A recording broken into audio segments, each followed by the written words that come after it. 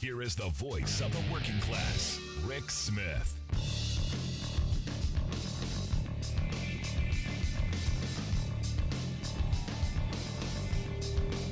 And welcome, brothers, sisters, working class heroes. This is the Rick Smith Show. Thanks so much for being here today on the big program. Lots to get to. Lots to talk about. Biden today. Biden the Builder. Yep, Joe Biden the Builder. Call him whatever you want. Hard Hat Joe, Jelly Bucket Joe, getting stuff done. Today announced $42 billion investment in high-speed internet. For those of us who live in rural America, music to the ears. This is one of those things you go, I need it badly, and rural America does. Inner cities need it absolutely. But to bring us into the 21st century, this is an investment that should have happened, I don't know, 10 years ago. And the thing that gets me, and this is another one of those moments where you go, why has it taken so long? Why has it taken so long to invest in the future of this country? Because remember, we've got a Republican Party who tells us that they believe in America first. So why haven't we invested heavily in America first? Why haven't we spent the money that's desperately needed? Oh, that's right. We had to give it away to rich people. We had to ensure that tax breaks for corporate America were firmly in place. We had to make sure the Elon Musks and the Zuckerbergs and the Gateses and our billionaire class, we had to make sure that they had a little extra cheese on their Whopper, a little more on the side. They're 15 generations down the road, their kids are still not going to have to work. And what did we do for that? We have forgone the investments that we need. So today, Joe says $42 billion in expanding high-speed internet and a push to get, finally, millions of people connected with modern day internet. Now look at myself here. I live in a rural community. I've got one choice and it's a business internet that I have to use for our business, and it's $400 a month. Nowhere in the world do they pay the kind of rates that we pay. And I know, but Rick, we're America. We're number one. Yeah, we are. In this vein, we are number one because we're getting gouged badly because we've been so dependent on corporate America to do the things that we need. And I look at in this moment, internet is a utility and should be regulated as such, should be invested as such, should be handled as such, but we're not going to do that. Because our Republican friends dead set against it. And it got me thinking today, because I was talking about this the other day, that in the context of the whole Joe Rogan dust up with RFK Jr. and Professor Peter Hotez. And I said something that look, you can't argue with a destroyer. You can't debate a destroyer. You can't have a conversation with a destroyer because all they have in their mind is tearing things apart. And my grandfather always said, any idiot with a hammer can tear down a house. It takes a skilled craftsman to build one. And this is where we are in this moment. We've got a bunch of idiots running around with hammers with Republican behind their name. And we got Biden and the Democrats who are rebuilding, are pushing, I argue skillfully, in helping us rebuild this country. Now, I say all the time, we got to take off the red hat and the blue hat, get a hard hat, and rebuild this country like they did in Philly. Got that bridge up in under 2 weeks. We have the ability when we want to, when we're not stuck at, one person wants to get something done, the other person's destroying it. And I started thinking about this today because the Republicans have been destroyers for a very long time. It's been all about how do we destroy education? How do we destroy healthcare access for working families? How do we, you name it, go after the military? You know, right now, this is mind-blowing to me. Absolutely mind-blowing. And again, remember, our Republican friends are supposed to be the party of the military, party of strong national defense. And yet, for the first time in 164 years, the Marine Corps is going to be led by an acting commandant. Because you've got the dumbest guy in the Senate, Tommy Tuberville, holding everything up. Why? Destroyer. He has no plans, no idea, no vision, no policy chops to move us forward. It's all about, I want my way. It's all about, we're going to show you, fill in the blank of idiotic reason why. Stop and think about where we are globally in this moment. And to have a break in command, to have a scenario like this in our military, makes us look weak. Makes us look ineffective. Now, look, again, we can have our disagreements, but there are places where you argue, and there are places where you don't. And this is one of these moments. I was thinking about the old labor frame. Which side are you on? This is this moment as well. The sides are very clear. Builder, destroyer. Which side are you on? And it's simple. It goes back to being a child. It goes back to being a child. When you were a kid and your parents took you to the beach, did you meticulously build your sandcastle with your bucket and shovel? Did you make little pathways and little buildings and spend the day building something on the beach? Or were you that snotty little brat that came along afterwards and kicked everything over? Well, right now we've got two choices. Builder. Joe the Builder. Democrats the Builder. And snotty little Republican kid who's destroying things. Those are our choices. Do I like it? No, don't like it at all. Wish I didn't think this. Wish it didn't play out in policy. Wish it didn't play out in what they're actually doing. And I've said before, Republicans hate working people. Look at what they do. It comes back to what you do. And at no point have the Republicans, while controlling the House, have had anything positive. There's nothing. Well, that's not true. That's not entirely true. They have a Republican Study Committee report that says they want to destroy Social Security, that says they want to destroy Medicare. They want to destroy the social safety net. They want to destroy our ability to regulate ourselves. You look at the states of Texas, the Death Star bill, destroying local communities' ability to regulate their own communities, passing, time.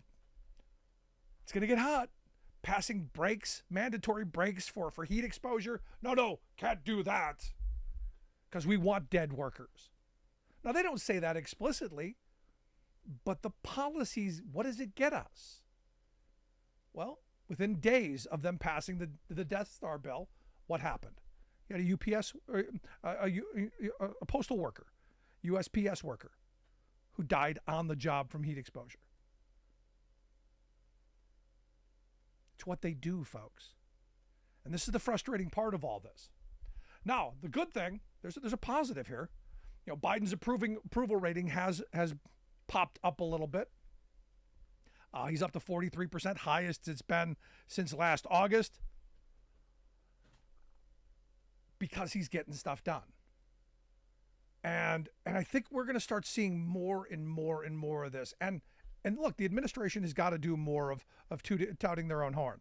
They got to be out there saying, look, we're doing this stuff.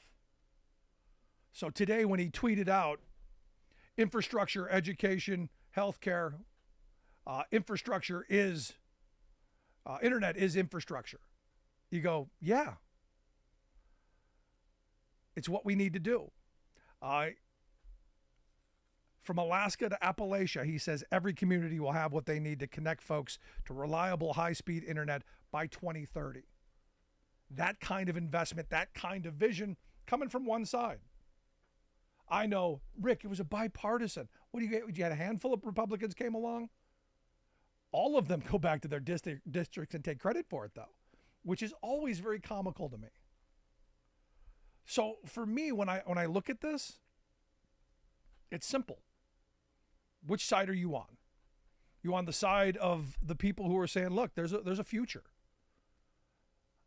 We can move forward as a country. We can build great things. We can do good things.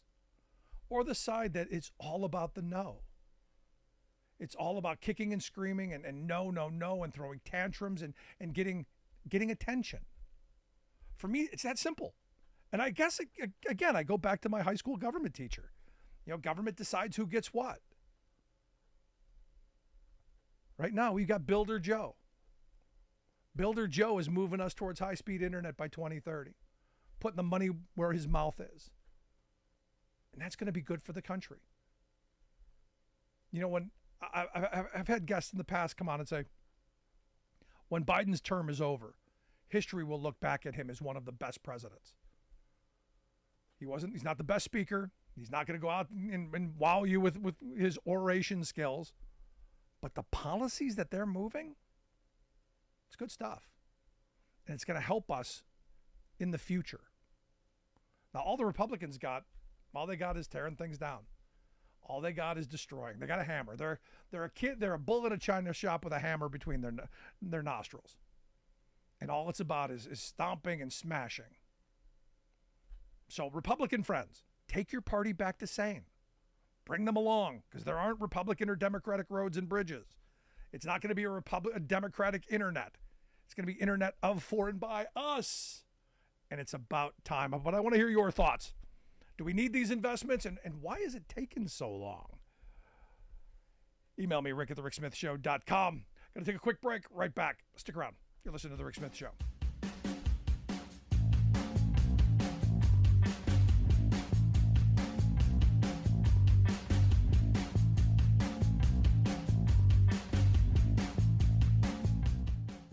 We are AFGE, the American Federation of Government Employees. We represent 700,000 federal and D.C. government workers who are the vital threads of the fabric of American life. We support our nation's military. We take care of our nation's veterans. We protect our nation's borders. We respond to our nation's crises and natural disasters. We provide services to our nation's seniors. The American Federation of Government Employees. We work for America.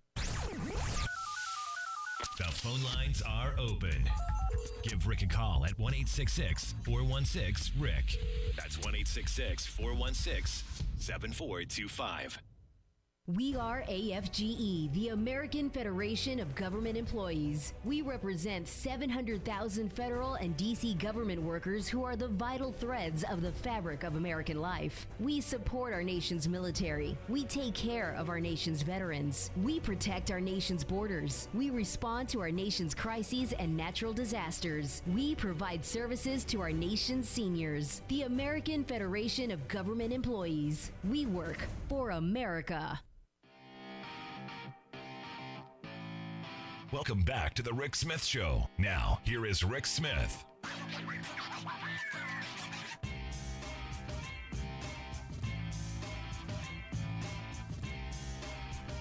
So you look at it, the reality, the destroyers, they destroyed Roe. They got their Supreme Court to destroy Roe versus Wade. Now, chaos. The country, women in this country are in chaos. And understand, Griswold's next. They're going to come after contraception. No, Rick, they would never do that. Didn't you hear what they said?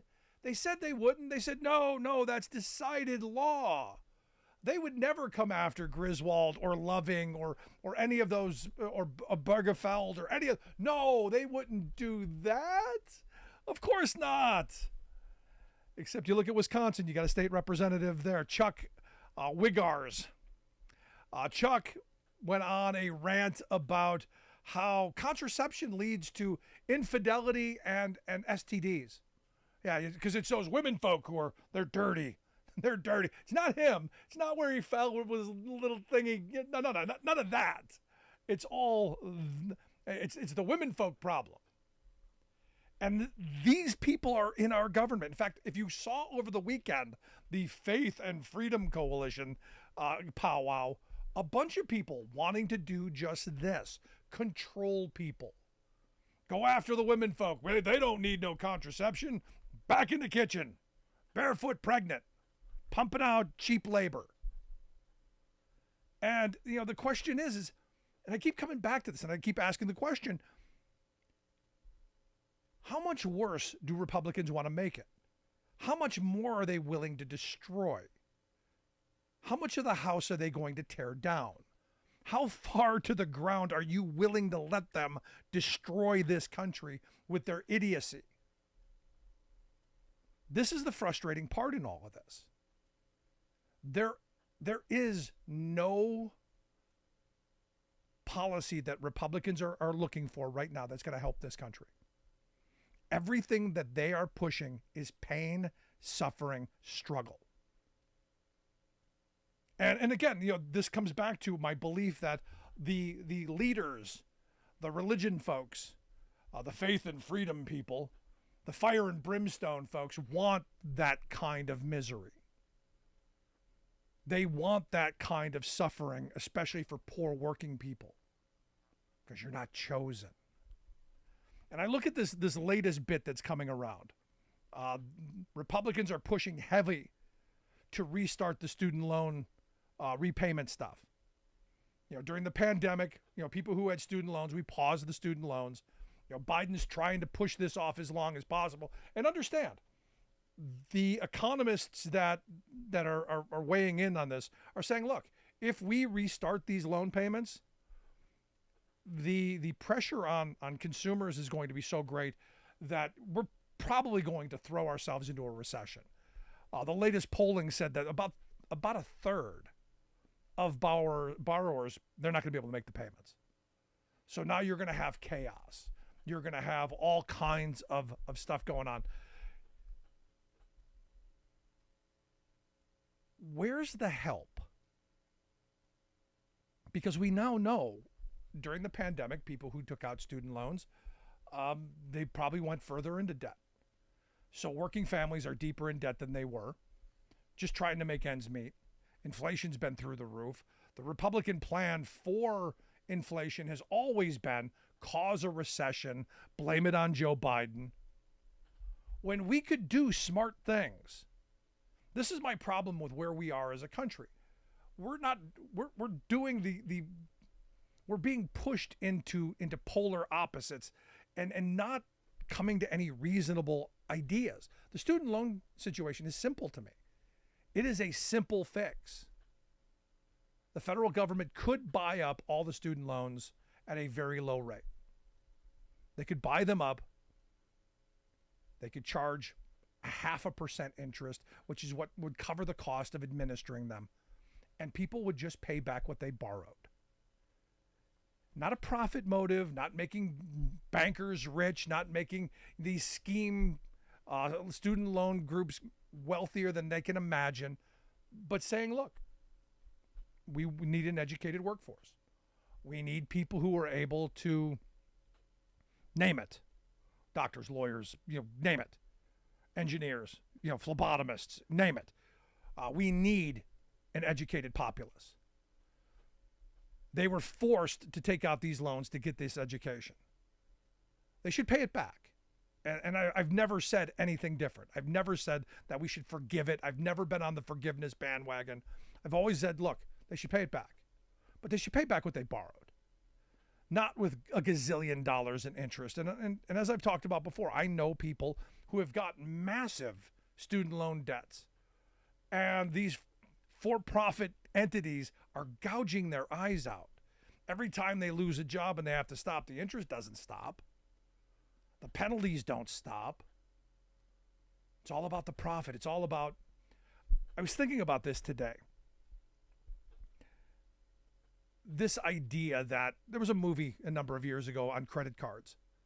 And the CEO of one of the credit card companies was asked why they give credit cards to people who have filed bankruptcy after the bankruptcy discharge.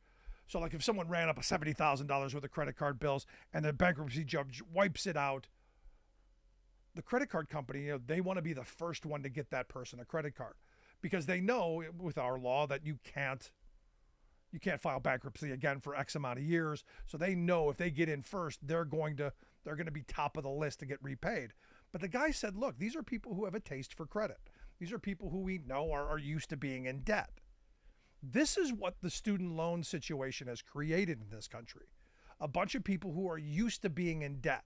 They were told as 17-year-olds that the only way that they're going to be able to get into the middle class is to take out a massive amount of debt, more debt than they could possibly imagine at 17 years old,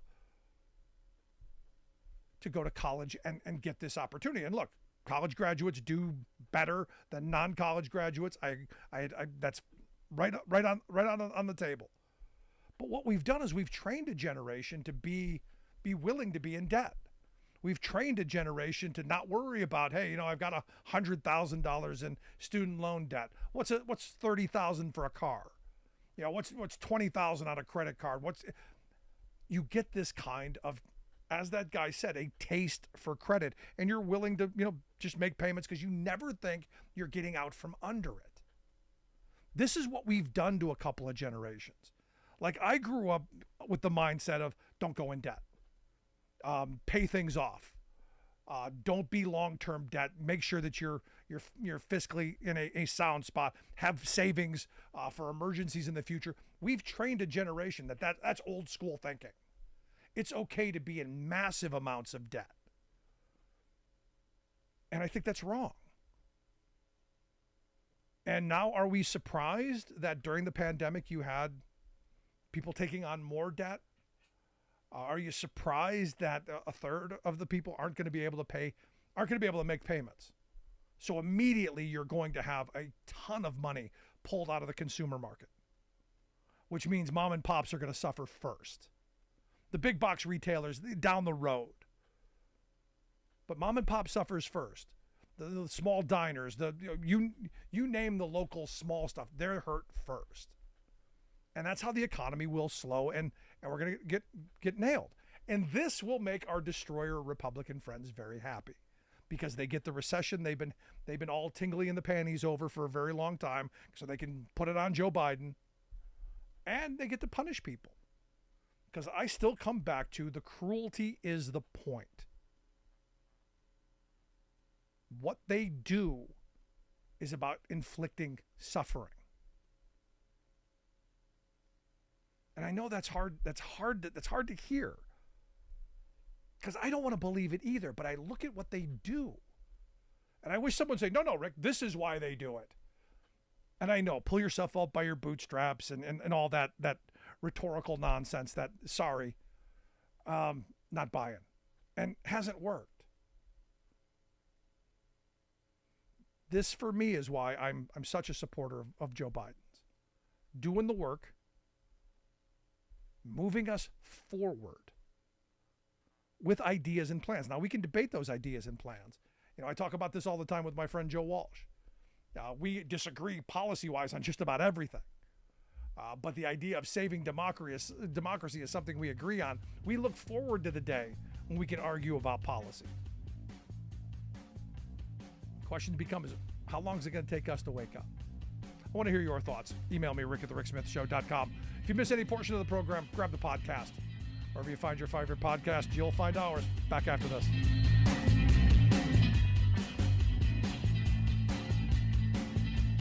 I'm Rick Smith, and this is Labor History in 2. On this day in labor history, the year was 1934. That was the day 1,400 workers at the Milwaukee Electric Railway and Light Company launched a 4-day strike. 3 unions, representing about a third of the total employees, were fighting to break the hold of the company union. The Transit and Power Company had already fired 13 workers for union activity. IBEW, operating engineers, and the Amalgamated Association of Street and Electric Railway Employees Union led the walkout. They demanded reinstatement of their fired co-workers. They also wanted the right to pick their own bargaining representatives and insisted the company union rescind its policy of barring strikers from membership and further employment. The walkout began early in the morning as strikers surrounded car barns, garages, and power plants. Company agents barricaded facilities with barbed wire, supplied Pullman cars for strikebreakers, and posted armed guards on streetcars. Almost immediately, striker Joseph Urbanski was mowed down and seriously injured as he tried to stop a scab streetcar. By nightfall, 5,000 strikers and their supporters had blocked 5 transit lines. They ripped protective screens from the streetcar windows and forced scab drivers to abandon their routes. As crowds swelled to 10,000 on the second day of the strike, a little more than half of all cars were in service. More than 100 streetcars had been damaged. Socialist Mayor Daniel Hohen placed the blame squarely on the utility company. Street battles with police and scabs continued into the third day of the strike. Milwaukee's Federated Trades and Building Trades Councils threatened a general strike in the city by July 2nd if the strike was not settled. By June 30th, workers celebrated total victory when the company conceded to all of their demands. Like what you hear? Check out more at laborhistoryin2.com. In Alice's Adventures in Wonderland, Humpty Dumpty scornfully declares that when I use a word, it means just what I choose it to mean. So what does woke mean? It's become the pet political aspersion that today's kooky right-wing hucksters hurl at liberals, but the hurlers would be whopper-jawed to learn that it was actually coined by and for progressives. Indeed, it admonishes people to be awake to the dangers posed by hate-filled bigots and reactionaries like today's right-wing extremists. Surprising historical tidbit. The first person reported to have used the word was Huddie Ledbetter, the legendary black blues artist known as Leadbelly. Among his many classic songs was Scottsboro Boys, about 9 black teenagers falsely accused in 1931 of raping 2 Alabama white women. As a black musician who traveled the back roads of the Jim Crow South, Leadbelly warned others to pay attention when in a viciously racist state. Best stay woke, he cautioned. But out of blind ignorance, blind arrogance, or both, today's adapters of the Jim Crow mentality have perverted common sense wokeness into a verbal whip to lash African Americans, immigrants, Democrats, women, LGBTQ people, and all others they don't like. Pretty much everyone who looks, thinks, prays, and acts different from them. How kooky? They've declared librarians, science, Mickey Mouse, and Bud Light to be their evil enemies. Don't be woke, they bark, demanding autocratic, plutocratic, and theocratic laws to coerce compliance with their own retrogressive bigotries. This is Jim Hightower saying, bear in mind that this is no longer a fringe cult, but the mainstream of the Republican Party, including its top congressional leaders, presidential wannabes, and state officials. Actually, you can easily comprehend what these Humpty Dumptys really mean by their don't be woke war cry. Just substitute the word sane for woke.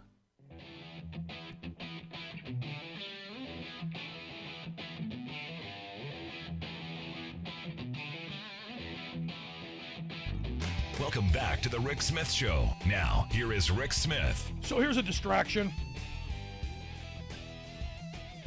I've been followed on Twitter Teamsters President Sean O'Brien, who tweeted out a couple of days ago, going after the greedy CEO, this Mark Wayne Mullen. And Mark Wayne Mullen tweeted back that, they're ready to throw fists.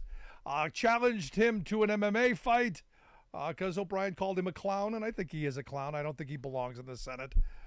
But he went back after him, so it's going to be interesting to see if O'Brien, who is a boxer, the guy who's he's a tough guy, and Mark Wayne Mullen, who is an MMA fighter, going to see it. Interesting to see if they get together. But to be honest, major distraction from the fact that working people are getting screwed over, and I think it's the reason that Mullen did it. But we'll see. We'll see how this plays out. Anyway, here to share some thoughts on, I don't know if you saw the news about the proposal that UPS put on the table to the Teamsters for the UPS contract, but it's almost like daring the Teamsters to go out on strike, and that's why I've asked our good friend Richard Hooker to come talk with us. Richard's the Secretary-Treasurer of Teamsters Local 623 in Philadelphia, teamsterslocal623.org, the website. Richard, thanks for taking time for us. Brother, always a pleasure. Thanks for having me. So let's start with this little dust up between O'Brien and Mark Wayne Mullen. This has been coming for a while, I think. Yeah, it has, and now we're going to see. O'Brien will have to put his money where his mouth is. I mean, when you go on Twitter and saying any place, any time, and all this other kind of stuff, these are the things that could happen. So if it happens, good luck to him. But I think the senator is a MMA fighter, correct? Yeah. Well, we'll see. Yeah, I know. See, my position on this is simple. I mean, the reality is I stand with O'Brien because O'Brien's fighting for working people. Mullen is a greedy CEO. He is somebody who's bullied people over the years, especially his workforce. So for me, I'm gonna, even if O'Brien is the underdog, I'm cheering that guy on. Yeah, I mean, you always gotta cheer for the working man over the employer. So, but I think this is one of them checks that he may not be able to cash. Yeah, but like you said, this is a big distraction. I mean, we got some big things happening, and I think we need to focus on ABF contract, UPS contract, the situation at Yellow Freight. I mean, these things that we really need to be paying attention to, and not these two individuals sparring on Twitter, potentially have a fight. I mean, listen, working people need help, and this is not the way to do it. So hopefully they can squash it and move on. Let's talk about the UPS offer. I saw what was leaked, and I got to be honest, as someone who's done negotiating in the past and had been part of this kind of stuff, I looked at that as a giant middle finger from UPS. There is no way any sane, rational person would have even entertained what they put on the table. And it's not surprising that the Teamsters negotiating committee walked out the door. I wanted to get your thoughts, though. Yeah, when you make a company the most profitable it has ever been, and then they come to the table with pennies, you're talking about 27.5 cents every 6 months for the first 2 years. And then the last 3 years, 30 cents every 6 months.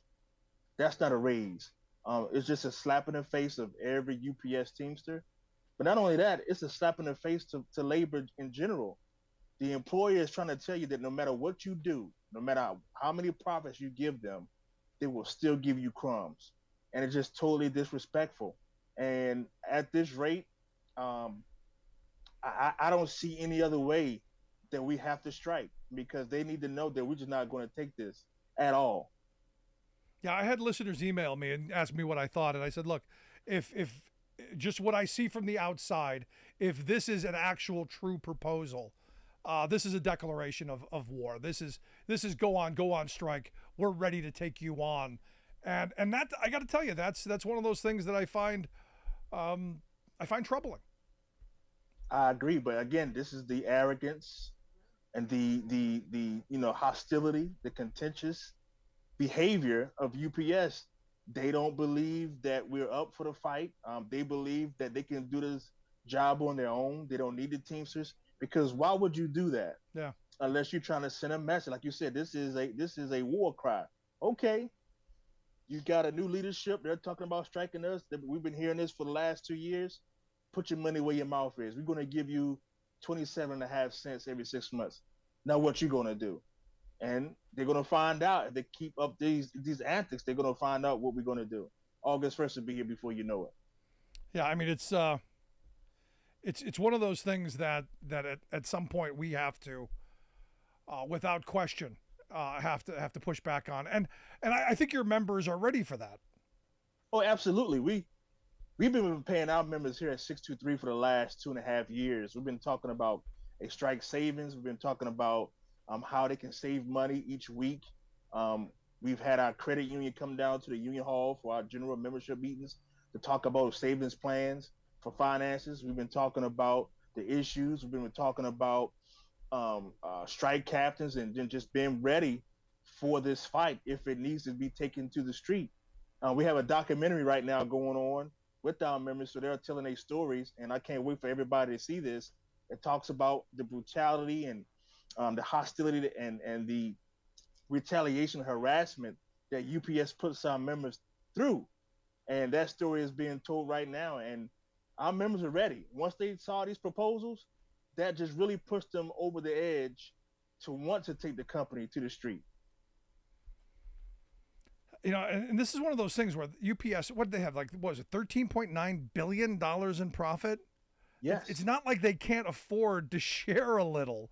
And I know that they've done massive stock buybacks to enrich investors and enrich the CEO.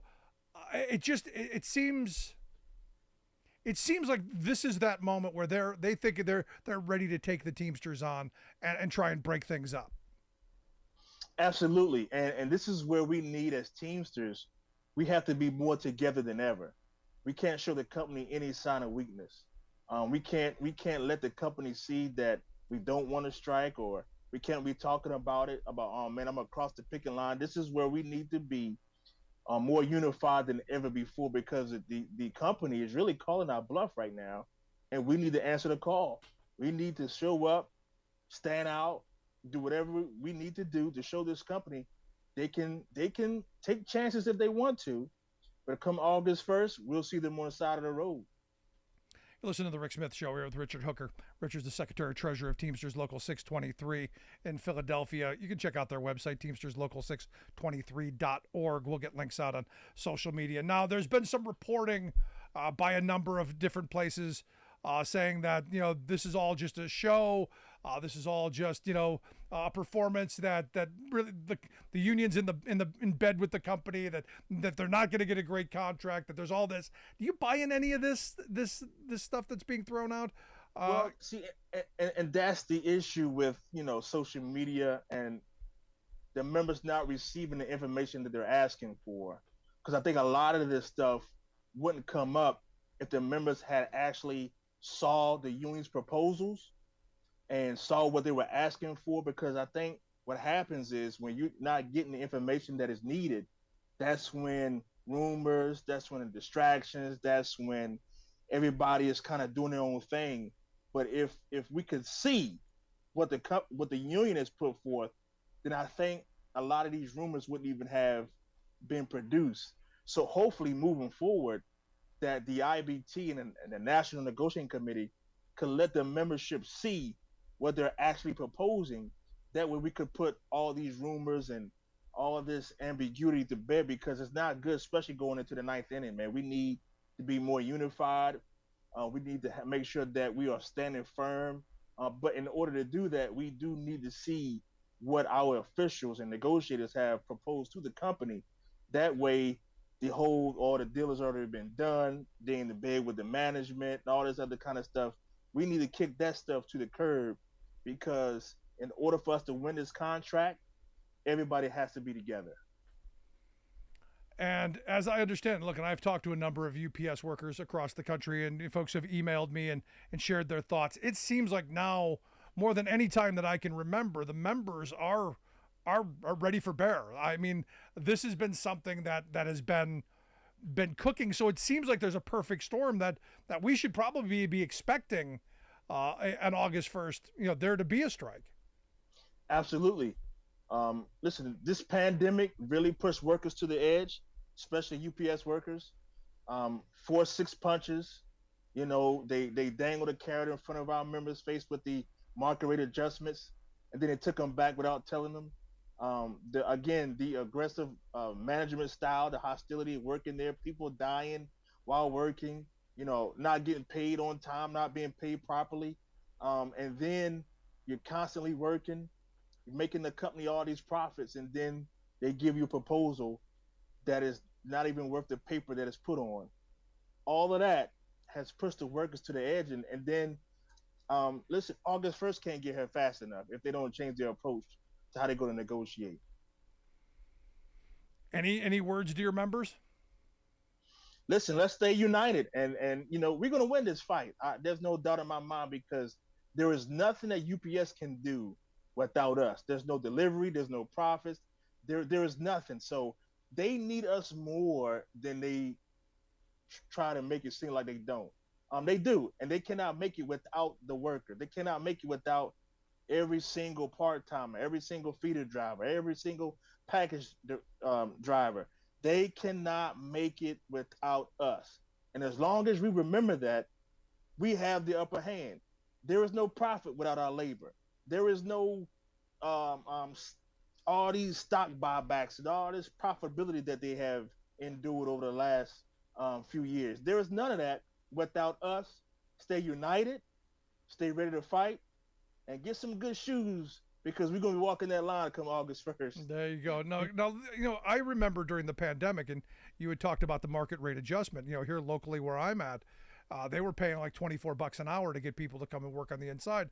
I'm looking at the numbers that they put on the table, and that's nowhere near what they put on the table. And that just seems odd to me, considering that, during the pandemic, they were paying that rate. Then they clawed it back, and now they're getting nowhere even close to that in this moment.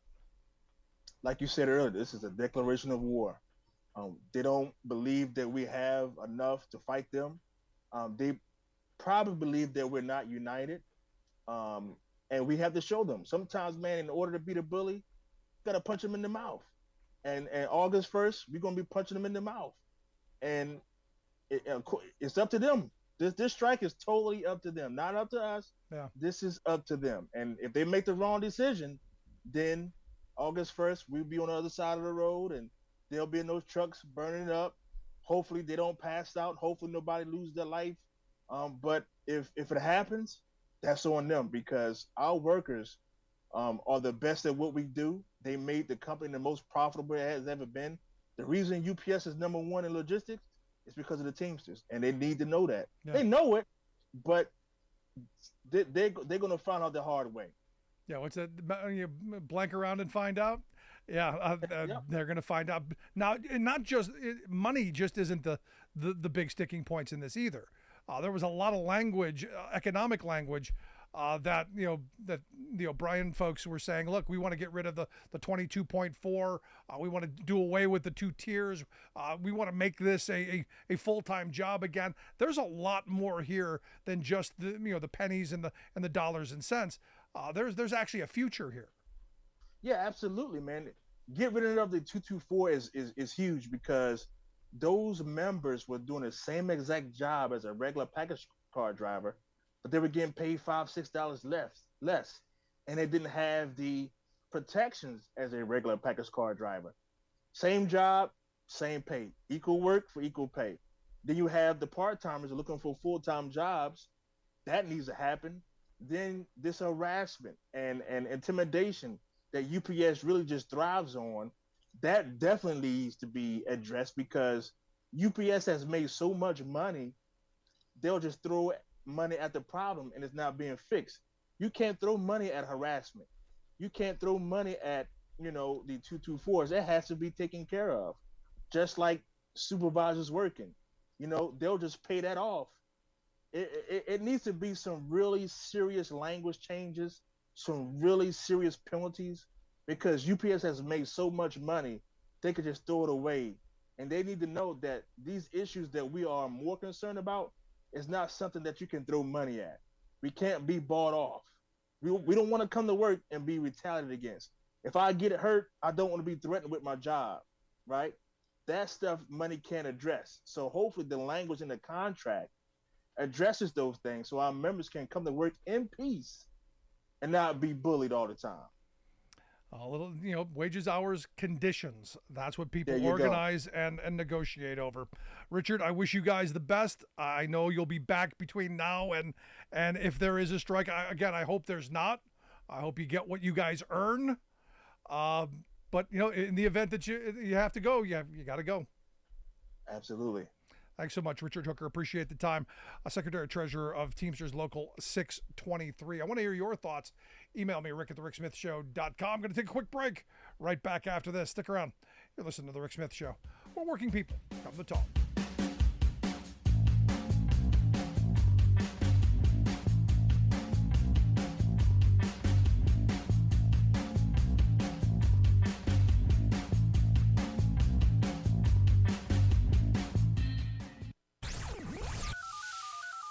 Phone lines are open. Give Rick a call at 1-866-416-RICK. That's 1-866-416-7425. I'm Rick Smith, and this is Labor History in 2. On this day in labor history, the year was 1893. That was the day that Illinois Governor John Peter Altgeld pardoned Samuel Fielden, Oscar Neebe, and Michael Schwab, who were imprisoned for their alleged role in the Haymarket bombing of 1886. 8 men had been accused of throwing a bomb at a workers' rally in Chicago. 4 were hung, 1 died in prison before he could be executed, and 3 were incarcerated. Governor Altgeld had been born in Germany. He was a progressive leader who helped pass worker safety laws and child labor laws. Efforts to free the 3 Haymarket prisoners had been underway since their sentencing. During the trial, there was no physical evidence linking any of the accused men to the crime. Governor Altgeld agreed to look into the case. He issued a report outlining his findings. At the end, he concluded, quote, "The trial was not fair." He wrote, quote, "I'm convinced that it is clearly my duty to act. I grant an absolute pardon to Samuel Fielden, Oscar Neebe, and Michael Schwab this 26th day of June, 1893. This pardon came just 1 day after a monument to the martyrs was dedicated at the cemetery where the 5 martyrs were buried. Today, part of Governor Altgeld's pardon is inscribed on a plaque on the backside of that monument. Governor Altgeld paid a political price for the pardon. He was attacked by the press. The Chicago Tribune attacked his German heritage, declaring there was, quote, "not a drop of true American blood in his veins. He does not reason like an American, does not feel like one, and consequently does not behave like one." In 1896, he lost his bid at re-election for standing up for justice. Like what you hear? Check out more at laborhistoryin2.com. You're listening to The Rick Smith Show, where working people come to talk.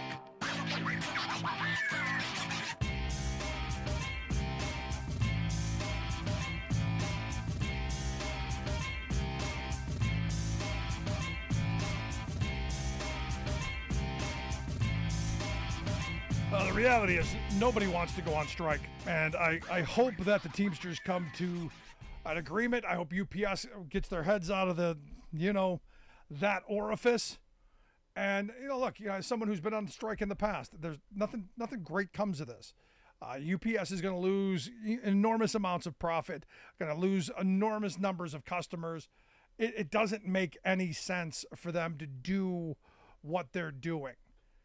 This is the beginning of this is, hey, I think they believe that there's going to be a moment of weakness, and I think they're going to be sorely mistaken. Now, it's still 35 days down the road to get where things need to get, and we will see if they come around.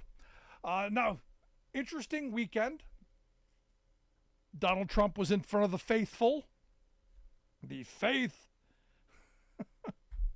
and Freedom Coalition Conference played the martyr card. And, it's what he's got. He's got the martyr card, got to play the martyr card. That's what they did. So while he's giving his spiel, he said, every time the radical left Democrats, Marxists, communists, and fascists indict me, I consider it a great badge of honor and a badge of courage. I consider it both. Essentially, I'm being indicted for you. I'm being indicted for you. I didn't see the thorny crown on his head. I didn't see him, lugging the cross up the hill. But that's what he was doing. He's playing the martyr card. And the faithful there, they ate it up. They sucked it up.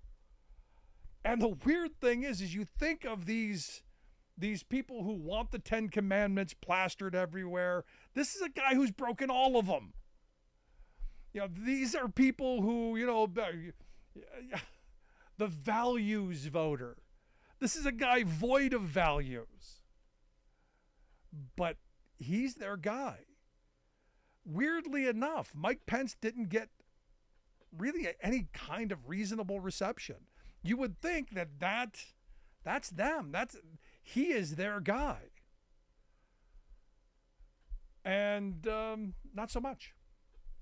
Not so much at all. And the scary part, and this is the thing that gets me, the scary part in all of this is the faithful. Again, the people who are supposed to be our moral compass. The ones who are supposed to keep us on the straight and narrow. They're the most angry, the most hate-filled, and backing the worst person in the entire field. So what does that say about religion in this country, or at least our faith and values and freedom voters? What does it say about them? Now, I was having this conversation with my daughter today, and I was saying, look, I think religion's a good thing if you use it as a way to make yourself better, to want to be more tolerant and more empathetic and more compassionate. But if it's about fire and brimstone, if it's about punishment, if it's about, imposing your will, I'm not there with you. You're losing me. And you look at what came out of this. They're going after gender identity. They're going after, all of this stuff. And attacking all of these things. And you go, at some point, don't we have to say enough? Let's quick go to the phones. Got Alice on one. How we doing, Alice? We're doing okay. What's on your mind? What I wanted to say was, religion in this country, the extremists are the ones who overly identify, I guess I want to say, as Christian. Their concept of what Christianity is, if you check the concept of Christianity like in France or England or Wales or anywhere else, a lot of these other first world nations, it's as different as day and night. And I know this because I've talked to a lot of people. In fact, a friend of mine that lives in England that had come over with her husband and lived here for about 4 months, she said, I really get scared anymore when I am talking to someone or first meeting them, and the first thing out of their mouth is I'm a good God-fearing Christian.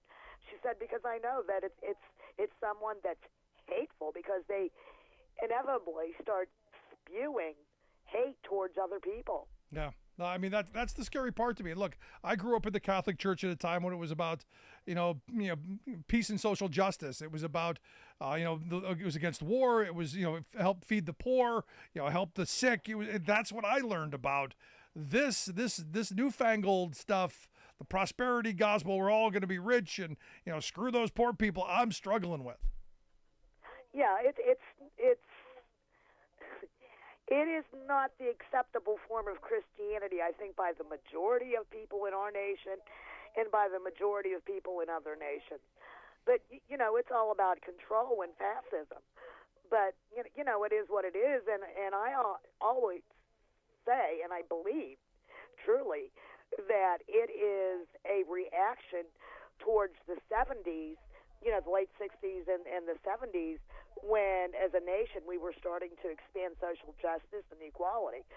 And so they, for those they turned people, around and they made it all about manipulation. But it is what it is. Have a good evening, Rick. Appreciate it, Alice. Thanks so much. No, I don't disagree with her on this.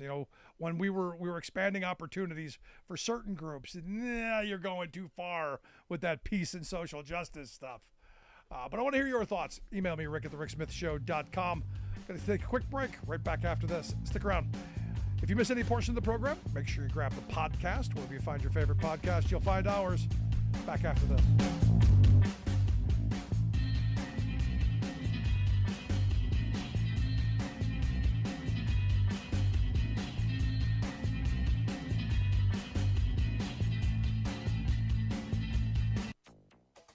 Heat waves are getting more frequent, they're getting more intense. Record-shattering heat broils India and Texas, astonishing forecasters. All of this action must be global, it must be immediate, and it must start with the polluted heart of the climate crisis, the fossil fuel industry. United Nations closes a fossil fuel industry loophole. Plus, hey, it tastes just like chicken. USDA approves the first lab-grown meat for sale in the U.S. Sounds terrible. All of those stories and more straight ahead from BradBlog.com. I'm Brad Friedman. And I'm Desi Doyen. Stand by for 6 minutes of independent green news, politics, analysis, and snarky comment. Hey, it tastes just like chicken. It is chicken. That explains it. This is your Green News Report. Okay, Desi Doyen, are we actually now forced to compare the terrible heat they've been having in India and Pakistan for so long with the heat we're now seeing out of Mexico and Texas? Yeah, unfortunately, it's very similar. The stunning, persistent heat dome that is broiling Texas and northern Mexico is astonishing meteorologists, shattering records by several degrees. Dozens of cities in Texas have tied or broken their all-time high temperature records during this persistent heat wave, which is forecast to re-intensify in coming days. For example, San Angelo and Del Rio, Texas, this week hit new all-time high records of 114 degrees. Wow. In several towns, the heat index, which combines temperature and humidity, hit an astonishing 127 degrees. This is all across the state, and the hottest summer months are still ahead. Numerous studies show that man-made climate change is increasing the severity, frequency, duration, and likelihood of extreme heat events in the U.S. and worldwide. Well, I guess all of those years drilling and lying about Texas tea are coming back to haunt the Lone Star State. In India, a scorching heat wave in its two most populous states has disrupted power supplies and overwhelmed hospitals and morgues. According to preliminary estimates, nearly 200 people may have died over the last week alone from heat-related illnesses in this persistent extreme heat wave, with temperatures parked at around 115 degrees for days on end. A Lancet report published last year calculated that extreme heat waves striking India and Pakistan in recent years were made 30 times more likely due to climate change. And it is only June. Also in India, glaciers in the Himalayas are melting at unprecedented rates. Can't understand why. A new study finds that glaciers in the Hindu Kush Himalayan mountains are likely to lose as much as 80% of their volume this century if the world doesn't accelerate efforts to sharply cut climate-warming greenhouse gas emissions. The researchers warn that rapid glacier melt is also increasing the likelihood of glacial outburst flash floods and avalanches in coming years, and will reduce water availability for the nearly 2 billion people in 16 countries who rely on its glacier-fed rivers. Not good. Meanwhile, the United Nations this week established a new rule that fossil fuel industry lobbyists must disclose their status at international climate meetings, closing a significant loophole that enabled lobbyists to hide their corporate ties as they obstruct efforts to curb man-made global warming. The next round of Paris Climate Treaty negotiations in November will be hosted by the United Arab Emirates and chaired by an oil sheikh. Petrostates and the fossil fuel industry are intensely lobbying for treaty language calling for a phase down of fossil fuel emissions with nascent carbon capture technology, and are opposing a full phase out of fossil fuels, which the global scientific community says is critical to avoid catastrophe. We are so screwed. At a press conference last week, UN Chief Antonio Guterres excoriated the fossil fuel industry for obstructing climate action. The problem is not simply fossil fuel emissions. It's fossil fuels, period. The solution is clear. The world must phase out fossil fuels in a just and equitable way. Trading the future for 30 pieces of silver is immoral. Finally, the U.S. Department of Agriculture, for the first time, has approved the sale of lab-grown chicken, grown directly from cultivated animal cells in a laboratory to be sold at upscale restaurants in the United States. The FDA has already approved cultivated chicken as safe for consumption, and it's already on sale in Singapore. Company officials emphasize it is actually meat and not made from plant-based substitutes. The product is aimed at drastically reducing the slaughter of animals and the environmental impacts and emissions of industrial livestock production, which is a major driver of global warming. So describing it as Kentucky Fried test tubes probably doesn't help? Probably not. For much more on all of these stories and the ones we couldn't get to today, check out our website at greennews.bradblog.com. Are you tired of think tank approved corporate news and commentary? Are you tired of CEOs telling you what to think, who to hate, and who to vote for? Well, welcome to the Rick Smith Show. We don't take orders from some boardroom, and we don't do focus groups or talking points. We don't work for them, and we never will. I'm Rick Smith, and I work for you. Join us daily at thericksmithshow.com and download the podcast and never miss a minute.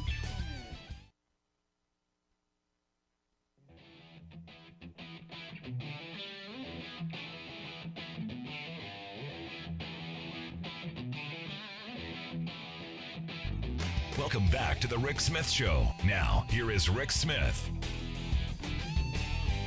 So some good news. You may remember last year there was the potential of a strike, rail workers not having sick days, and we went through all of that. We went through the fact that every working person should have sick days, and I thought the Biden administration did a poor job of moving that message. I would have liked them to say, look, we couldn't get it here, but we're going to make sure everyone gets sick days, and created a movement out of that. So on Friday, when I saw the story coming out of the IBEW that they had successfully negotiated sick days for their rail workers, I'm like, how'd you do that? And how do we do it for all working people? And that's why I've asked Danielle Eckert to come talk with us. Danielle is the IBEW's Director of Government Affairs. If you want to check out their website, ibewgov.org, we'll get links out on social media. You can take a look at that. Danielle, thanks for taking time for us. Thank you for having me today. So let's start with this. How'd you do that? Because it seemed like the rail companies were dug in and no, we're not. You're getting nothing and you'll like it. How'd you do it? Okay. So the trajectory for IBEW when it comes to sick days, and especially the craft unions who work in the shop, is a little bit different from some of the other labor organizations. A little background about me: I am actually a locomotive electrician by trade. I was working in the industry in 2019 before coming to Washington, D.C. and filling the role that I have now. So I have some personal experience of what it took to get us here, what's been happening in the industry, and what we're looking at moving forward, especially with the administration and some of the allies that we have in Congress. So as some of you may know, the trajectory of rail negotiations is quite long. I remember submitting what we wanted to see in this contract way back in 2018. They pulled membership. And this is prior to their new operating model called precision scheduled railroading. So we weren't seeing the same cuts in the industry at that time that we are seeing now. Members weren't in the same mood as we are now, and the challenges that they are now facing when it comes to sick leave just wasn't in existence whenever we first began negotiations. So when we submitted something called Section 6, high on our priorities was not these 7 sick days. It was more the traditional wages, work rules, and benefits. Now, fast forward, IBEW, in the scheme that the Class 1 railroad carriers have implemented called precision scheduled railroading, have lost about half of their freight rail membership from cuts in the industry. And in order to make up from those workforce reductions, rail carriers no longer had the same attendance policies that railroaders had used for over 50 years. So typically what would happen prior to precision scheduled railroading, although not acceptable, is if you needed time off, you were able to take that time unpaid. Not acceptable, but you wouldn't face disciplinary action unless you were above the shop average. So They would average out all of the sick days of everybody, and typically it was like 1 or 2 days a month, and you wouldn't be disciplined for that. Well, fast forward to 2019, 2020, 2022, you take one sick day, technically you're outside of the attendance policy and they can discipline you. Right. So because if I'm not Go ahead. mistaken, the reason for that is that they've been gutting employees and they're at the bone already. So someone taking a day off really does, disrupt their operation because they don't have enough people because they made those choices. Am I getting that right? I'm actually, and to give you a little bit more, I'm actually right now a furloughed electrician. I'm about 45 on the roster. I have not been called back yet. So they have devastating cuts to the industry, and especially our craft saw devastating cuts. So they weren't able to make up for those cuts, and they still have people on the furlough roster. You hear, oh, we're trying to make up for the cuts that we made. But in reality, we still have members not back to work. They have not made up for attrition. And the result of that is you are running so lean, any issue causes a reverberating effect that causes freight, rail, it causes issues with interstate commerce. So when the pandemic happened, they had started this process of cutting everybody, and then they realized that they could no longer allow people to take time off work without pay. And that's whenever we started to see these really strict discipline policies. And as we know, railroaders are essential workers, so it's expected that if you cannot get to work in the snow by car, you're walking to work. There is nothing that should stop you from going to work when you're a railroader. The expectation is that you will be there because there's nobody to replace you, and especially now because of the reduction in workforce. No, and I've talked about this with other unions.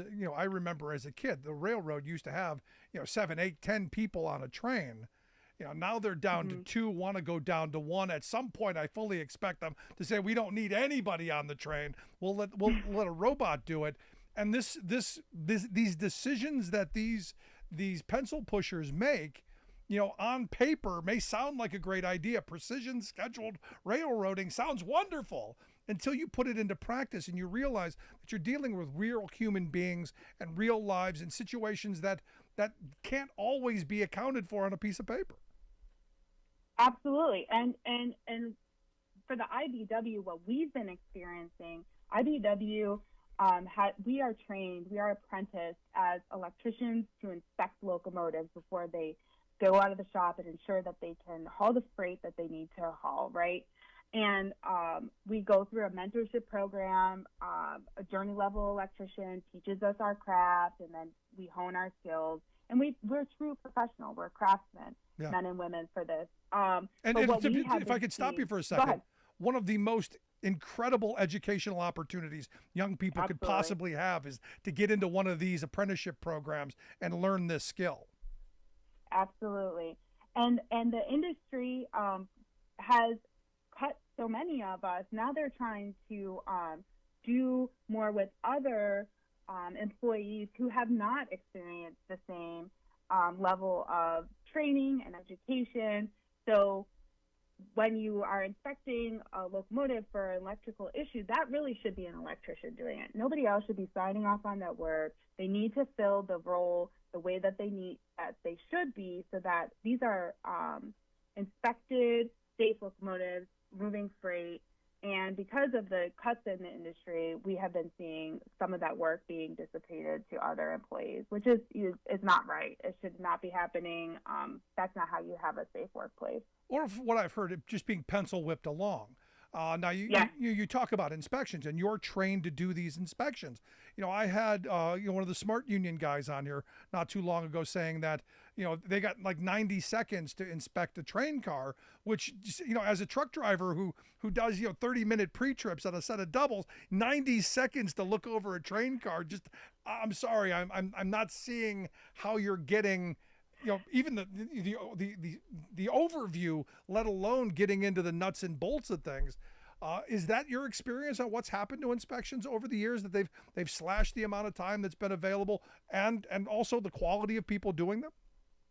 I wouldn't say the quality. I would say the time. I would say the amount of time in between inspections. It used to be industry standard inspections, so as many inspections as we need to ensure the equipment is running properly and that we're not going to overload the equipment. But now they have to turn these locomotives out so fast that things are being overlooked. And I have never once pulled a locomotive into a shop and there wasn't a trouble ticket on that locomotive. Something is wrong anytime, because it's just the nature of mechanical things. Yep. Like you're going to have to change brushes, you're going to have to change brake pads, you're going to have to update software. Things break. Yeah, things break, things need updated, and you need the people available, and you need to have the right amount of time to get the locomotive in, refresh it, and then send it back out. And that just doesn't seem to be a priority anymore. It's just get it out. Don't care if it needs software updates, get it out. It's all about the cash. You're listening to the Rick Smith Show with Danielle Eckert. She's the Director of Government Affairs with the IBEW, the International Brotherhood of Electrical Workers. Check out their website, ibewgov.org is Danielle's site. You know, I want to get your thoughts, because again, you're talking about the inspection time being cut, the kind of the people who are doing these inspections being changed a little bit, which I've heard, and having some people who may not be as qualified as I would prefer doing these things. Last Thursday and Friday, while the world was watching, the billionaires in the propane tank going down to the Titanic, I was watching the hearings with the NTSB in East Palestine. Talking about the train wreck that happened there. And a big part of this stuff, in my view, is this hurry, this rush, the way they're now loading these trains. There's some stuff there. There's a lot with this industry that's not being overseen, and it's, I got to tell you, from a safety standpoint, as someone who doesn't want to see another East Palestine, I think we're, to use a railroad term, on the wrong track. I will say, in my experience, whenever I was working in a shop, safety was number one. If it took you 4 hours to do a job that typically took 1 hour because there's an issue that causing you to take a little bit longer, but it was going to be a quality product in the end, then that was of utmost importance. That is no longer the case. It's get it out. You were supposed to only have 2 hours to do this job. Why is it taking you 4 hours?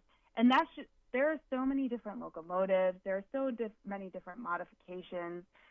You need to have the extra time to take a breath, step back, analyze the situation, especially in an electrical craft, and then ensure that you are putting in the most effort that you need to be putting in to ensure that all these communities are safe across the United States. The trains run in their communities as well. So we need to return to what the priority should be in the industry, and that is safety. That is safety. Yes, we want railroad carriers to make profits. They've been making profits for years. They'll make profits long after I'm gone. But cutting safety and putting people at risk is not the way to do that. How do we we get are there? Human beings. Let me ask you this, because how do we get there? I mean, I look at the Biden administration took an awful beating over the fact that they didn't impose sick days. I would have preferred them to put that in the congressional, in the congressional outcome, that sick days had to be there, because the railroads are wildly profitable. It's insane that they don't have sick days for these working people.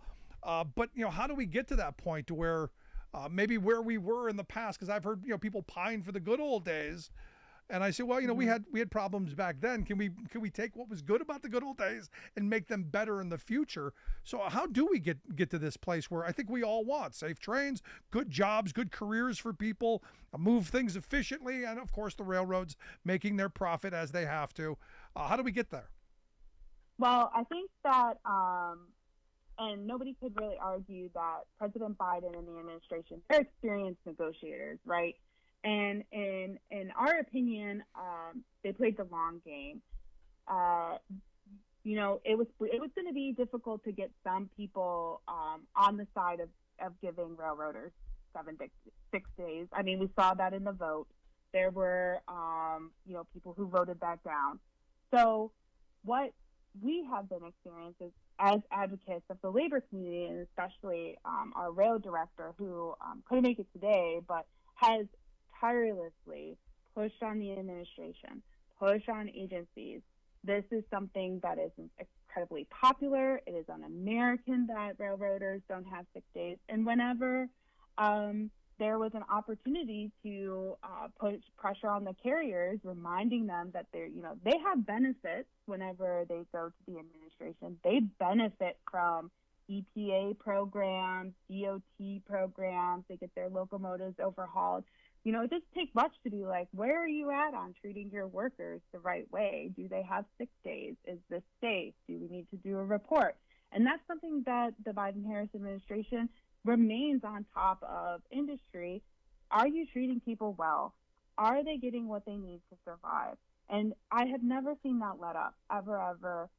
Our advocates are tireless, ensuring that we still have 2 holdouts for sick days, ensuring that we keep the pressure on. We remind the administration to keep the pressure on, and it's never a no. You're right. This needs to get done. So that's how we have been approaching it moving forward. And it's all about advocacy. If you're quiet, if you're just going to let things occur, you have to advocate on your behalf. So you have to reach out to those who oversee that industry and tell them what's happening. That's where we're at right now. We need people to reach out and advocate on. That's great. I mean, so what do you say? This is kind of where I want to wrap things up a little bit. Because like I said at the beginning, I got a lot of people go, well, what about, Biden screwed over those workers, wouldn't let them strike, all of this stuff, and really attack the administration because the railroads refused to give the workers sick days. Is there a defense in this moment for them? Because I follow up with, look, if Trump was still president, if he had been reelected, there wouldn't have been a conversation. It would have been, just done. There would be no sick days, and he probably would have gotten a lot worse than what they actually got. Is there a defense here, or does the Biden-Harris administration, do they deserve some kind of a spanking? I would say our concern during these negotiations is you're pretty much once we we're at an impasse, you're handing Congress a pen to write your contract, and that could be anybody. It's great to have your personal opinions, your opinions on social issues, but when you're handing somebody a pen to write your contract, who do you want that to be? And the reality is, there just wasn't enough friends to make that happen. You're taking a gamble. Which side is gonna write your contract? What is your preference? That's really a gamble when you're handing them the pen. If that isn't really ironed out, what you think is going to happen. And I will say for IBW submitted a ratification vote before this all occurred, and members voted to ratify that contract. So it could just throw a wrench into everything, and you never know what could be taken away if you're just going to give them a carte blanche. Here you go, figure it out for us, Congress. No, it's an excellent point, though. Who do you want writing the contract? And I say all the time, working people. I look at the Republican Party. Republicans hate working people. Look at what they do. And do you want them? You want Trump and them having the pen? That's an excellent point, and I appreciate that. But Danielle, I appreciate the thoughts. Congratulations, good on you and the members. Good victory. I look forward to talking to you again real soon. Thank you, and thank you so much for having me on the show. Yeah, thanks so much. Danielle Eckert, IBEW's Director of Government Affairs. Check out their website, ibewgov.org, the website. We'll get links out on social media. Want to hear your thoughts? Email me, rick@thericksmithshow.com. We'll take a quick break. Right back. Stick around. You're listening to The Rick Smith Show. For working people on the talk.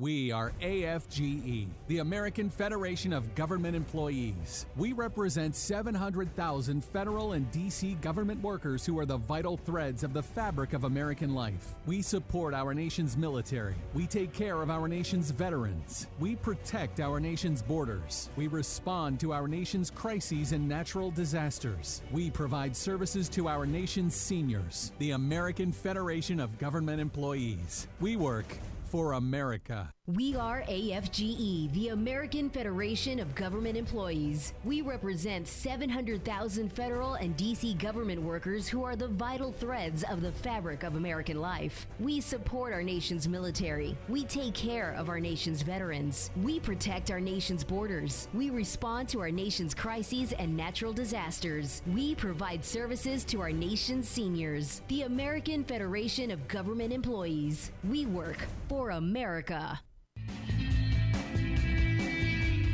Welcome back to the Rick Smith Show. Now, here is Rick Smith. So, good news. Again, I give credit to the IBW for continuing that fight. And look, at the end of the day, I still think where we need to be going is a movement to ensure that all working people have access to time off to be able to take care of family needs, especially in this economy where it's no longer one income doesn't suffice. And I would argue we're past two incomes being what's needed to survive. We're almost we need three incomes to make ends meet. And if that's the case, there's no one. I mean, the good old days, someone could take care of the home and someone did the work and things got done, things got accomplished.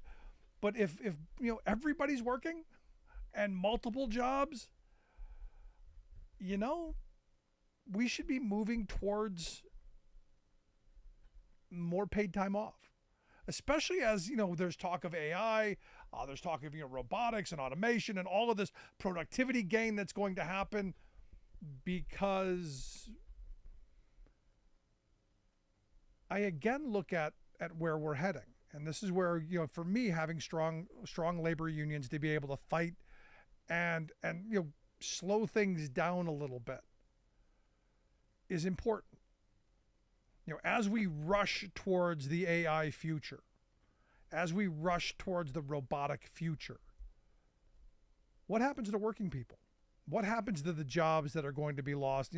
We talk about the study from several years ago that said, in 20 years, half of the jobs that we do will be gone. They'll be done by robots or computers or someone else, but not by people earning a wage. What do all of those people do in the frictional transition? What do working people do when your whole life was learning this skill? You're 50 some years old, you're a decade away from retirement, and Republicans want to keep pushing that further down the road. What do you do with folks? What do you do as a matter of public policy? I get the whole idea that the smart people win, they get all the money, they get all the productivity gains, they line their pockets. We have gazillionaires and we have paupers begging on the street corner. That's going to be our future if we don't get policy right. And while we're fighting over ridiculous stuff, we're not doing anything to move us in a positive direction on the other stuff. In fact, we're not even addressing it in a serious manner. And this is the frustration, because the dog and pony show we see in DC or in state capitals across the country, you name the distraction. It's all about keeping us away from what really needs to get done. And that's creating an economy where families can exist. And this is going to be one of these things in 3 or 4 years, we're going to look back and go, wow, we got duped. We wasted all of that time over nonsense fights that didn't really affect, our lives. But now, by not doing X, Y, and Z, now we're screwed. And that's my concern, that we're going to wake up one day and it's going to be gone. It's going to be over. And there is no going back, because we're not Luddites. We're not going to smash the machine. And this is where having these characters in Congress who don't have a clue on how to legislate. They know how to get attention. They know how to get attention. They want a popularity contest, but they don't know what they're doing. That's going to be trouble. I want to hear your thoughts. Email me, rick@thericksmithshow.com. I'm Rick Smith, and this is Labor History in 2. On this day in labor history, the year was 1893. That was the day that Illinois Governor John Peter Altgeld pardoned Samuel Fielden, Oscar Neebe, and Michael Schwab, who were imprisoned for their alleged role in the Haymarket bombing of 1886. 8 men had been accused of throwing a bomb at a workers' rally in Chicago. 4 were hung. 1 died in prison before he could be executed, and 3 were incarcerated. Governor Altgeld had been born in Germany. He was a progressive leader who helped pass worker safety laws and child labor laws. Efforts to free the 3 Haymarket prisoners had been underway since their sentencing. During the trial, there was no physical evidence linking any of the accused men to the crime. Governor Altgeld agreed to look into the case. He issued a report outlining his findings. At the end, he concluded, quote, "The trial was not fair." He wrote, quote, "I'm convinced that it is clearly my duty to act. I grant an absolute pardon to Samuel Fielden, Oscar Neebe, and Michael Schwab this 26th day of June, 1893. This pardon came just 1 day after a monument to the martyrs was dedicated at the cemetery where the 5 martyrs were buried. Today, part of Governor Altgeld's pardon is inscribed on a plaque on the backside of that monument. Governor Altgeld paid a political price for the pardon. He was attacked by the press. The Chicago Tribune attacked his German heritage, declaring there was, quote, "not a drop of true American blood in his veins. He does not reason like an American, does not feel like one, and consequently does not behave like one." In 1896, he lost his bid at re-election for standing up for justice. Like what you hear? Check out more at laborhistoryin2.com. In Alice's Adventures in Wonderland, Humpty Dumpty scornfully declares that when I use a word, it means just what I choose it to mean. So what does woke mean? It's become the pet political aspersion that today's kooky right-wing hucksters hurl at liberals. But the hurlers would be whopper-jawed to learn that it was actually coined by and for progressives. Indeed, it admonishes people to be awake to the dangers posed by hate-filled bigots and reactionaries like today's right-wing extremists. Surprising historical tidbit. The first person reported to have used the word was Huddie Ledbetter, the legendary black blues artist known as Leadbelly. Among his many classic songs was Scottsboro Boys, about 9 black teenagers falsely accused in 1931 of raping 2 Alabama white women. As a black musician who traveled the back roads of the Jim Crow South, Leadbelly warned others to pay attention when in a viciously racist state. Best stay woke, he cautioned. But out of blind ignorance, blind arrogance, or both, today's adapters of the Jim Crow mentality have perverted common sense wokeness into a verbal whip to lash African Americans, immigrants, Democrats, women, LGBTQ people, and all others they don't like. Pretty much everyone who looks, thinks, prays, and acts different from them. How kooky? They've declared librarians, science, Mickey Mouse, and Bud Light to be their evil enemies. Don't be woke, they bark, demanding autocratic, plutocratic, and theocratic laws to coerce compliance with their own retrogressive bigotries. This is Jim Hightower saying, bear in mind that this is no longer a fringe cult, but the mainstream of the Republican Party, including its top congressional leaders, presidential wannabes, and state officials. Actually, you can easily comprehend what these Humpty Dumptys really mean by their "don't be woke" war cry. Just substitute the word sane for woke.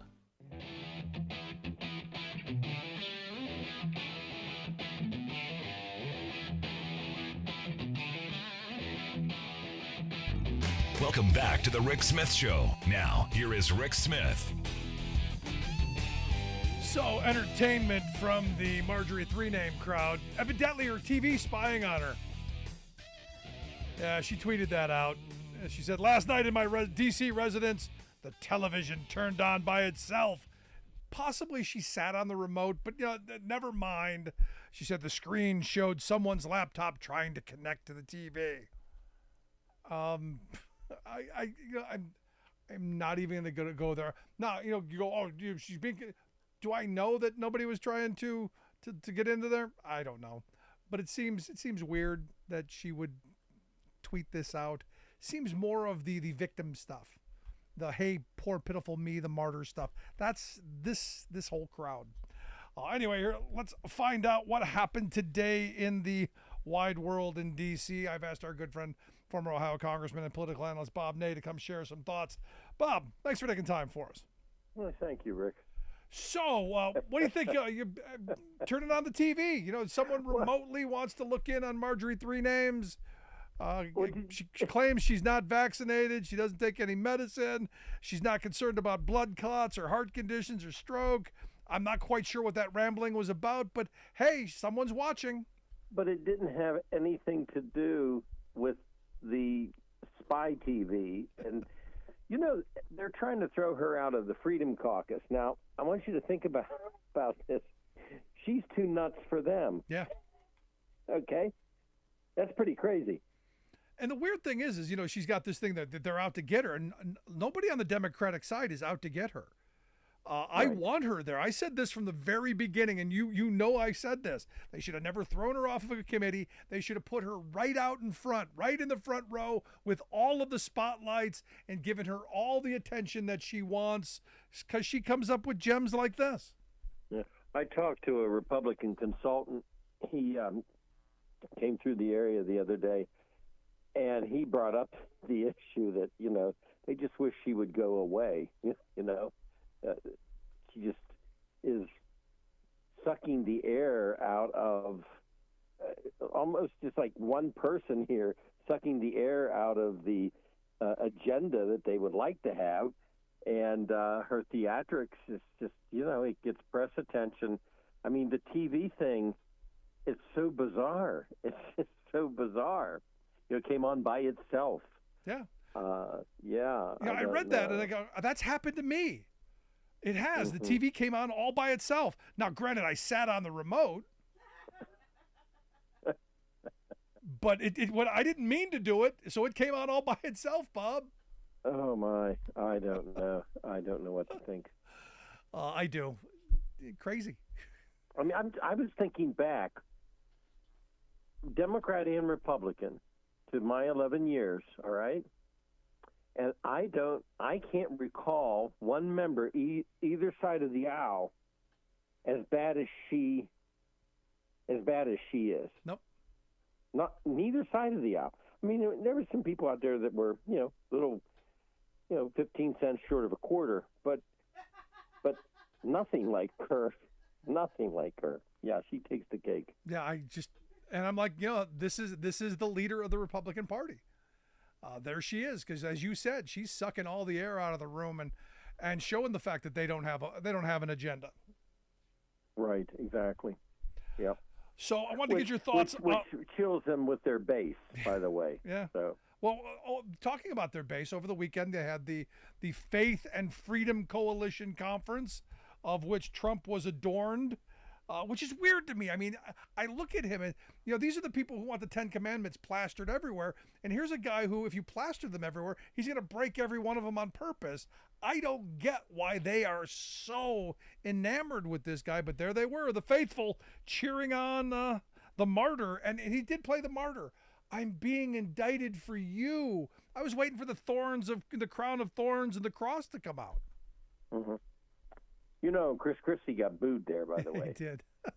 Yeah, he got booed, of course, because he said something about Trump. Trump highlighted abortion and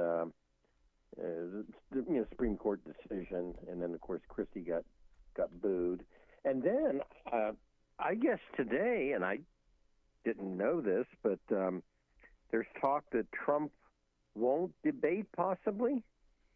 No, I don't see why he would.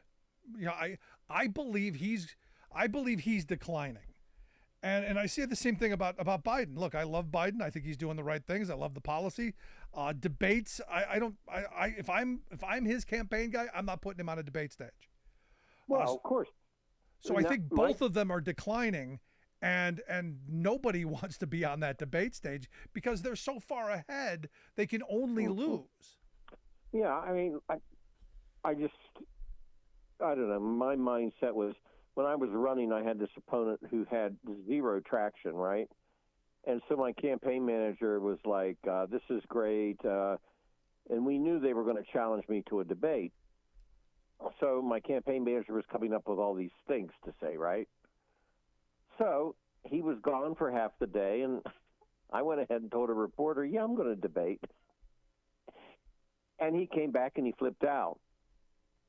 And he's like, are you trying to lose the election? I said, no. I ended up challenging the guy to a debate. Yeah. No, there's a difference here, Bob. 10% of the vote. I was bored that day. I don't know. I did it. But there's a difference. You can deliver a line. You had something to say. I look at both of them, and I think Trump is declining a lot more than what we're seeing, and I think Biden is declining as well. Look, I know he's always had problems getting things out, and I think that's only getting worse. Yeah. But again, plus Kennedy did the push-up thing too. 10 million people watched it. Yeah, you know who cares less about RFK Jr. than I do?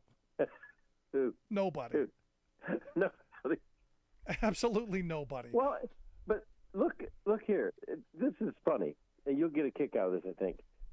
I get a phone call today, and then it's before I went on a couple of the radio stations.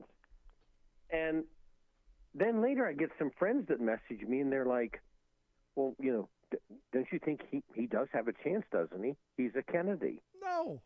And that's what I said. And on radio I said, too, look, JFK, Ted Kennedy, and John F. Kennedy Jr., they were their beloved, JFK Jr. could have ran for something. I said, but the Kennedys that kind of came after them in Congress and things, no, they're not. They don't have traction within the Democratic Party, But I actually got that quite well. He's a Kennedy, and I said, I don't care. He's not going to beat the president. So well, I mean, Kennedy does start with K, and I do think he's a kook. So that's as close as I. That's where I put this together. I think the only thing he's a kook. I don't. Well, have you ever read his conspiracy on me? No, he's got a conspiracy on you too. Who's the guy? Not Morgan Freeman. Who's the guy that played in Shawshank Redemption? The other star besides Morgan Freeman. Oh, I don't remember. Carol may know this, but anyway, Tim Robbins. Oh yeah, Tim Robbins. Okay. So I'm shopping one night, and a former employee of mine calls me. He's like, Tim Robbins is attacking you on the Chris Matthews show or something. He's attacking you viciously. I'm like, for what? And he said, for fixing the presidential election. Robert F. Kennedy Jr. has, dig this, a theory that I got the Democrats, which would have included Ted Kennedy, to do the Help America Vote Act, and then I fixed the election in 2004 that put George Bush in office. Now, had that happened, there's two different ways this would have went. Number one, you wouldn't have gone to jail. I wouldn't have gone to Bush's federal prison.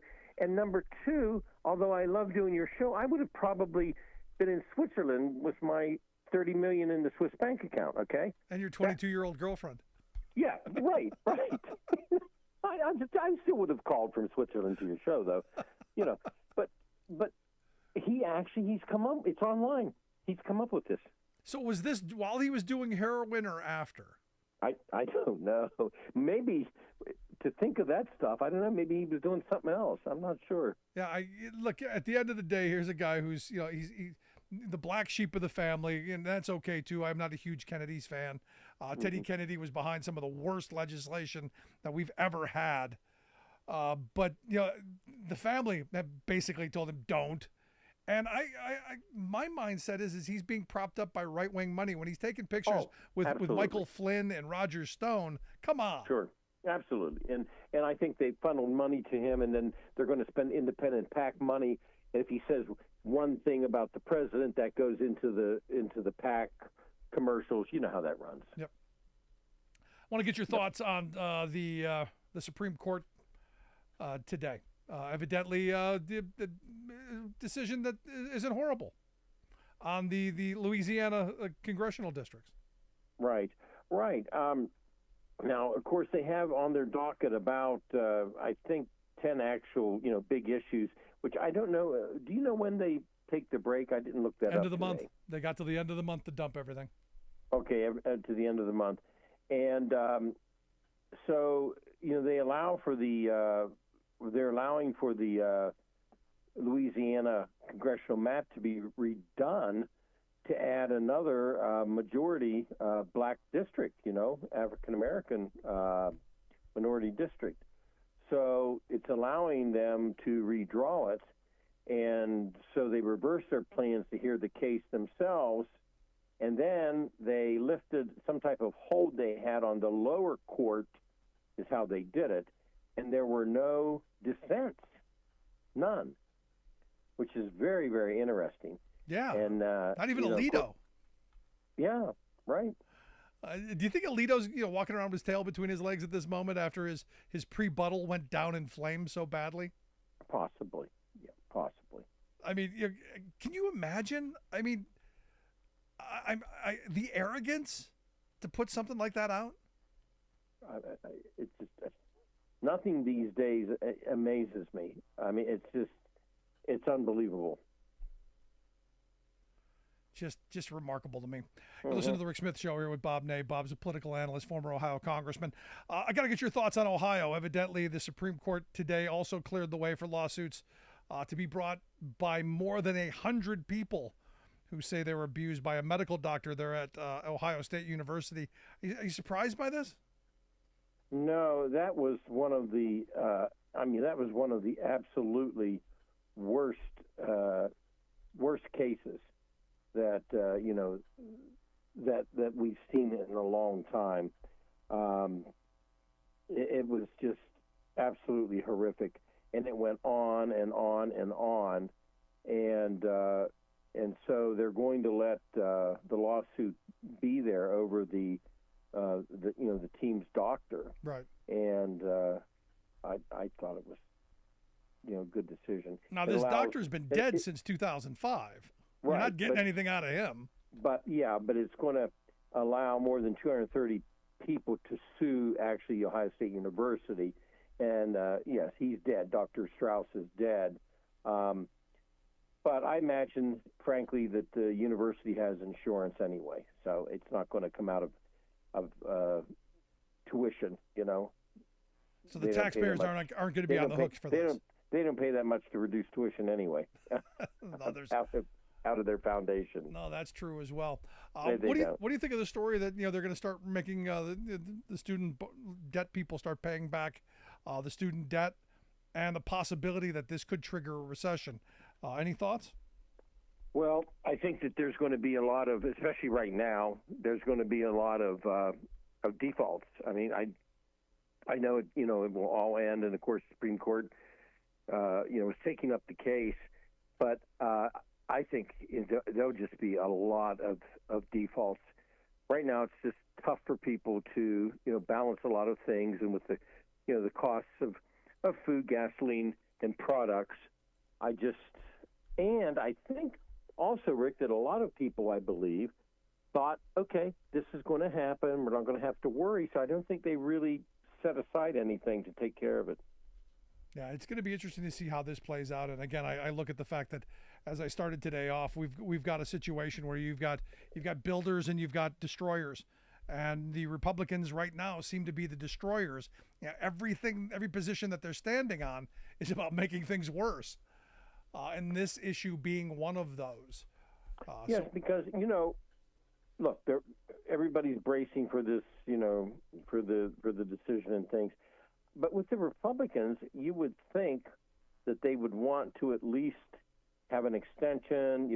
Let's get through, inflation. Eventually, inflation, tames itself down, and let's get through that, because the repayments would start in October, and that's been after the pandemic paused everything. And this is like the last piece of it, of the whole student loan issue.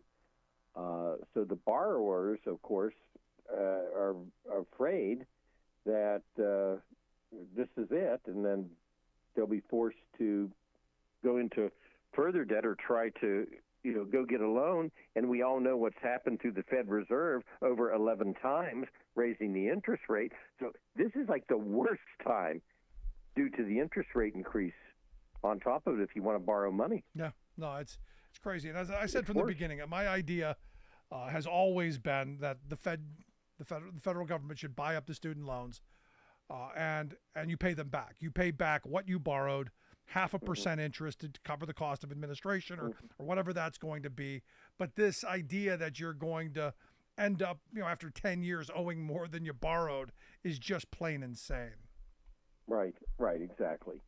And again, interest rates have raised through the Fed, and so people that maybe want to go borrow some money to try to pay this are going to be paying higher interest because, as you know, when they tell you it's a certain interest rate, or if they put it on their credit card, that can be something else under the sun, 17, 21, 24%. No, it's crazy how they'll never pay that credit card off. No, and that's the point. They get you, and you never get out of it. Never. But Bob, as always, appreciate the time. Thank you. Our good friend Bob Ney. Want to hear your thoughts? Email me, rick@thericksmithshow.com. Quick break, right back to wrap things up. Stick around. You're listening to The Rick Smith Show.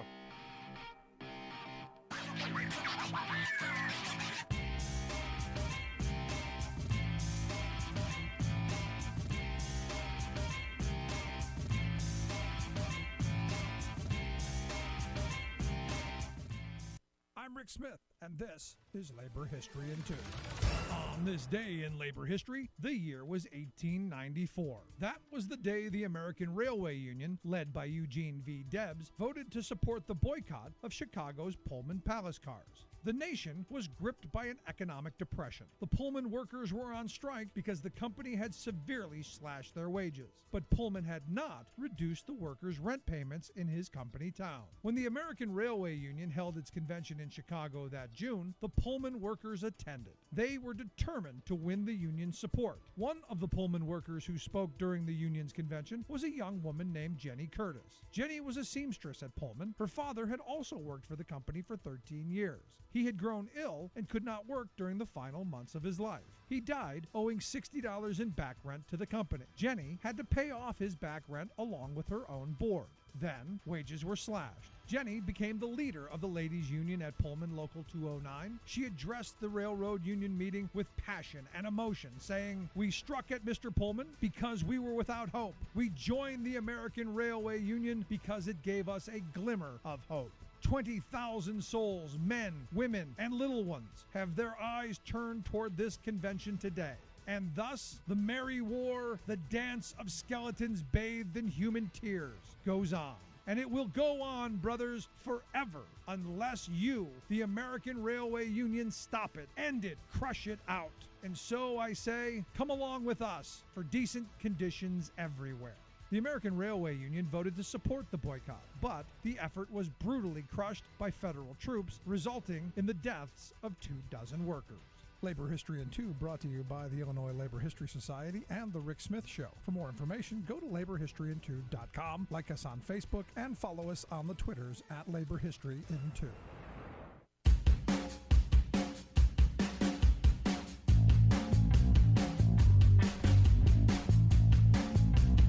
Here's one of my favorite stories of the day. South Dakota State Representative Joe Donnell. Joe evidently was doing a radio program, and you got to say something that's interesting, something to get attention. So he said that Mount Rushmore is a demonic portal. Yeah, in fact, the quote goes, even Donald Trump landing in the Black Hills of Mount Rushmore on July 4th, when Governor Kristi Noem put out the message that fireworks are returning to South Dakota, that was a prophetic word. He said, and I kind of got the feeling that what we were really dealing with in the portal was communism, that witchcraft altar, and those things that are happening in the Black Hills. What we're really dealing with is communism. It's the ideology and all the demonic entities and spirits behind it. Yeah, the Mount Rushmore is all of that. All of it.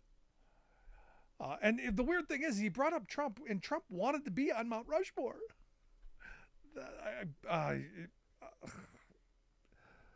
Wow.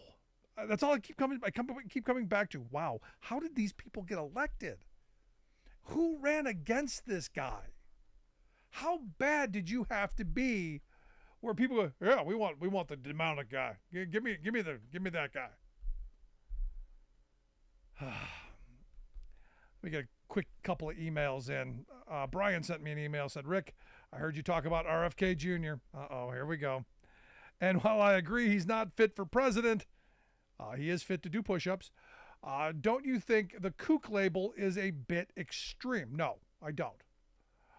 Answer that. He does bend towards conspiracy, but he does make some points that need to be addressed on vaccines. No, I don't agree at all. Not even a little bit. Sorry. Kook. He's kook there. I have no more for him. And the idea that we're going to put him on the same plane as Joe Biden or on Peter Hotez is insane. And it goes back to what I said earlier. The idea of you can't debate or have a conversation with a destroyer. RFK Jr. is a destroyer. Now, the weird thing is, you want a conspiracy theory? You want something that no one's talking about? How much right-wing money is going into propping up this kook? How much right-wing money is pushing to put him on the debate stage with Biden? Biden would be an idiot to stand on the stage with him and to give him any recognition whatsoever, because he's, they talk about, politics being a circle and the right and the left meeting at the bottom. He's at the bottom. He's the worst of both worlds. Figure that one out. Also got an email from Sandy in Santa Fe. Says, Rick, is the Supreme Court finally hearing the discontent of the people? Another voting rights case going the right way for democracy. First Alabama, now Louisiana. I'm not gonna go with you on this, Sandy. I don't think that they care about the people so much. I have to read more into why they decided this. I know there was no dissent, which is weird, but we still have a week to see just how bad our Supreme Court is going to be on, important things like student debt relief, affirmative action, election, federal election laws. There's a lot to come. And evidently there are still 10 cases, as I understand it, that are pending, that have serious consequence. So this idea that there's going to be that about face, the old switching time to save 9, not seeing it. Not seeing it. So, no, they come back and they uphold the law as it has been in these other cases. I don't know. Maybe I'll know better at the end of the week. Maybe John Roberts pulled them all into a cloakroom and gave them what for. Maybe Papa whipped out the belt and gave him a spanking. I don't know. And maybe, Thomas and Alito liked it. Who knows? But going to be an interesting week to see where they come down on some of these other important issues. Just because the blind squirrel found a nut doesn't mean that they're going to find their way home. And I don't see this Supreme Court doing anything for working people that would be helpful. So that's where that is. I appreciate the emails. If you have any questions, comments, thoughts, something on your mind, something you want to get a ruling on, I am all in favor. Email me, rick@thericksmithshow.com. If you miss any portion of the program, grab the podcast. Podcast can be found wherever you get your favorites, or just go to thericksmithshow.com, where we have all of the fun and the entertainment. Share with your friends and neighbors. Going to be a fun week. Thanks so much for tuning in. We'll see you back here next time.